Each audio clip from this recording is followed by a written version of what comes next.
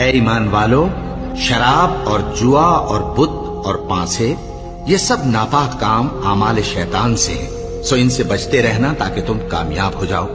شیطان تو یہ چاہتا ہے کہ شراب اور جوئے کے سبب تمہارے آپس میں دشمنی اور رنجش ڈلوا دے اور تمہیں اللہ کی یاد سے اور نماز سے روک دے۔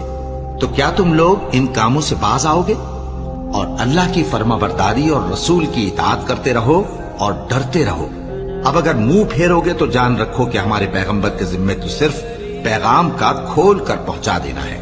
لوگوں، اپنے پروردگار سے عاجزی سے اور چپکے دعائیں مانگا کرو، وہ حد سے بڑھنے والوں کو دوست نہیں رکھتا، اور ملک میں اصلاح کے بعد خرابی نہ کرنا، اور اللہ سے خوف رکھتے ہوئے اور امید رکھ کر دعائیں مانگتے رہنا۔ کچھ شک نہیں کہ اللہ کی رحمت نیکی کرنے والوں سے قریب ہے، اور تم کچھ بھی نہیں چاہ سکتے مگر جو اللہ کو منظور